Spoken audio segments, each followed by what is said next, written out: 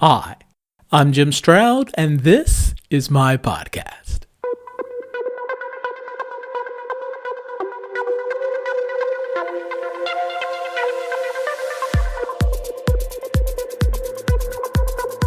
Finding a work-life balance, no pun intended, is a work in progress. And in a world where your work can follow you anywhere, finding this balance is becoming increasingly more difficult. Compared to the 38 countries of the Organization for Economic Cooperation and Development, OECD, the US comes in at number 30 for work-life balance.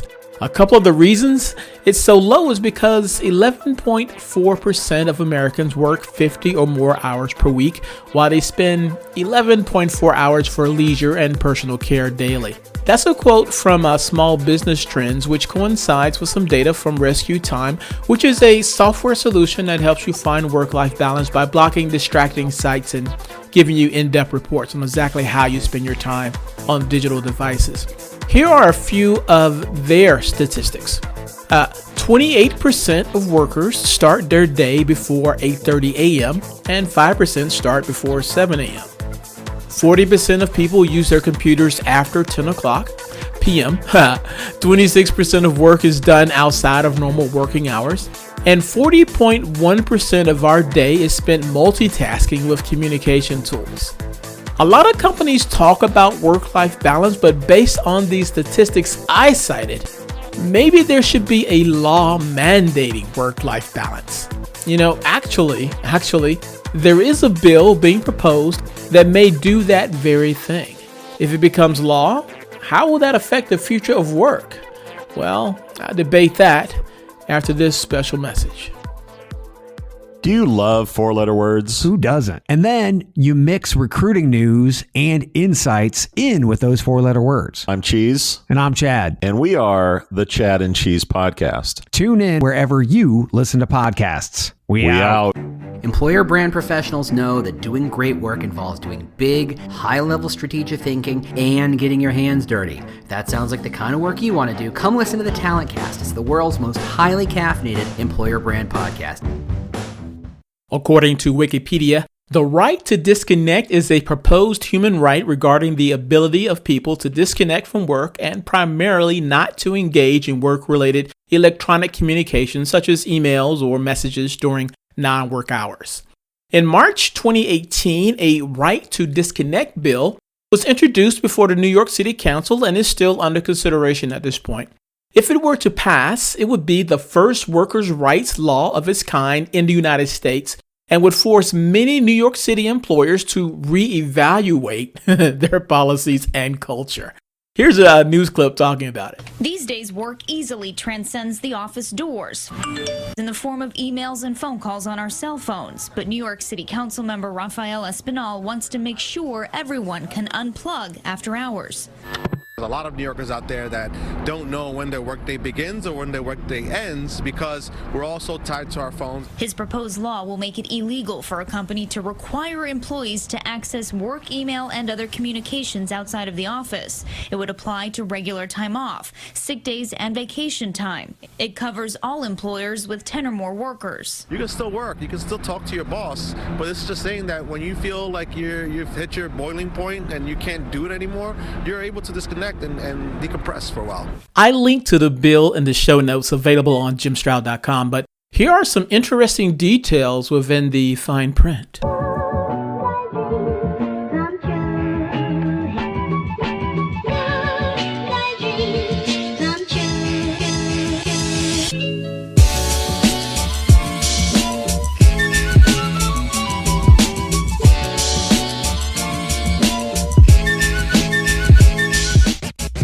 Employers can't require employees to access work-related electronic communications outside of normal work hours. So when it comes to emails, text messages, or Skype, or any type of electronic communications, the boss can send what they want, but again, the worker is not required to respond.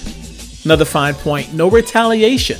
Employers can't punish employees for exercising their right to disconnect. Another point, should an employer require an employee to answer an email after hours, or some other electronic communication, whether that's Skype, direct message, or what have you, they would face a fine of $250. And it gets better. Another point. If an employer disciplines an employee but doesn't fire the employee for failing to access off-hours work-related emails or texts, the employee would receive any lost wages and benefits plus $500 and other, quote, equitable relief as appropriate, end quote, in the case of an unlawful termination. That penalty would rise up to $2,500. And one more point. Employers would also be subject to civil penalties payable to the city of New York if they violate the right to disconnect, up to $500 for the first instance, and for subsequent violations that occur within 2 years of any previous violation, up to $750 for the second, and up to $1,000 for each additional violation. I imagine most of the people listening would be in favor of this type of law, whereas others would be curious as to how this affects the bottom line. Well, if hours were reduced, work productivity would likely increase. Case in point, Microsoft Japan generated a lot of buzz recently with one of their experiments. Check out this quote from ThomasNet.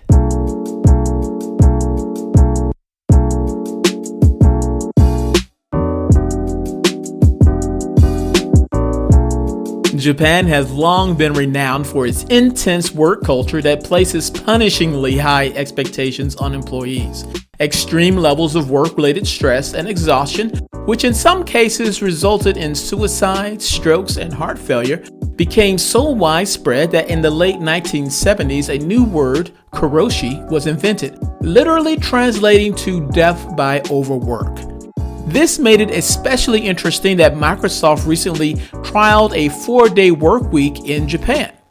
The summer project, part of Microsoft's Work-Life Choice Challenge, saw its Japanese offices closing each Friday in August, the implementation of a 30-minute meeting limit, and employees being encouraged to reduce time spent replying to emails. The experiment aimed to improve work-life balance, boost workplace creativity, and encourage flexible working, resulting in a 40% productivity boost compared with August 2018. It was considered a huge success. Microsoft has plans to repeat the project in Japan this winter.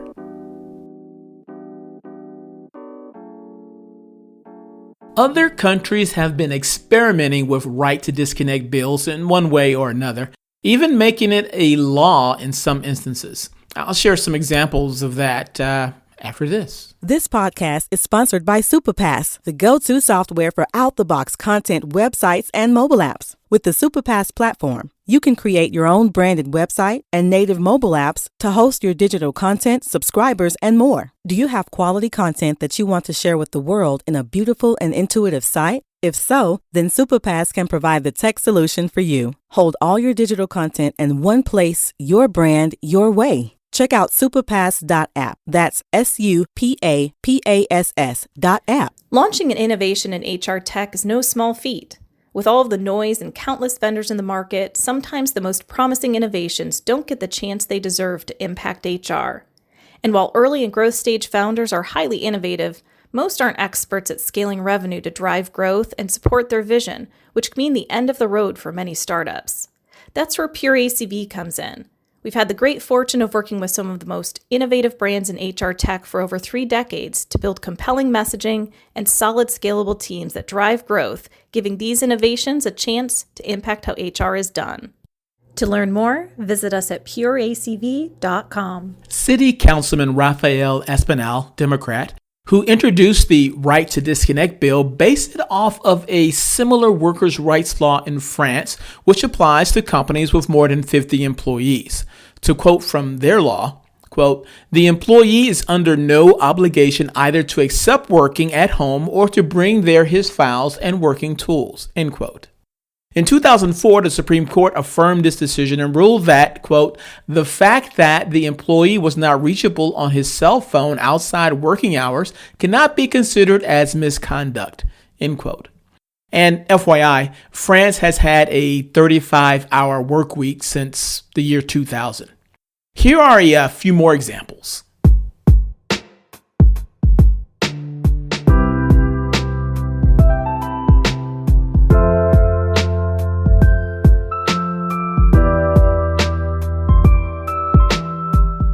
In the Philippines, House Bill 4721 was introduced to the 17th Congress of the House of Representatives of the Philippines in January 2017. The long title of the proposed act is this, quote, "An act granting employees the right to disconnect from work-related electronic communications after work hours," end quote. Whew, long title. In Italy, Senate Act 2233-B has become law. And inside of its law is this quote, "The agreement also identifies the workers' rest periods as well as the technical and organizational measures necessary to ensure that the worker is disconnected from the technological equipment," end quote. There you go. And, while Germany does not have any laws related to right to disconnect, German companies have had a history of implementing policies along these lines quite often. Here are a few examples. Volkswagen implemented a policy in 2011 stating that it will stop email servers from sending emails to the mobile phones of employees between the hours of 6 p.m. and 7 a.m. Did you know that? In 2013, Germany's employment ministry banned its managers from contacting staff after hours as part of a wider agreement on remote working. It was done in order to protect the mental health of workers. And in 2014, the car company, Daimler, introduced a software called Mail on Holiday that its employees could use to automatically delete incoming emails while they were on vacation. I think that's my favorite example yet.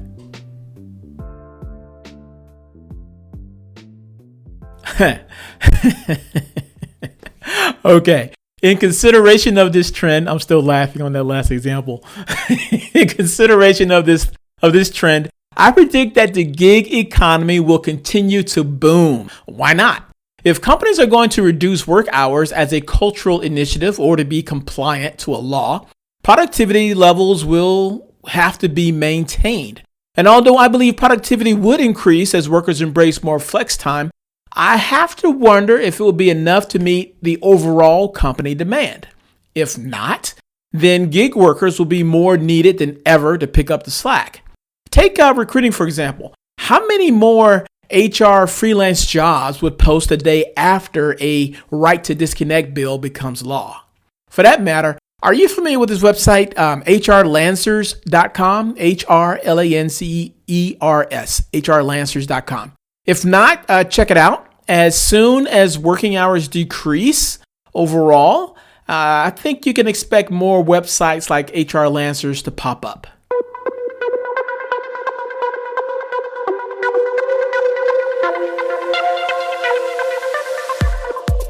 If you love what you heard, hate what you heard, or don't know what you just heard, I want to know about it. You can leave a comment concerning this podcast on my website at www.jimstroud.com. In addition to finding source material and related information for this podcast episode, you'll find other goodies that I hope will make you smile. And if you have not already, please subscribe to my website. Your continued support keeps this podcast train chugging down the track.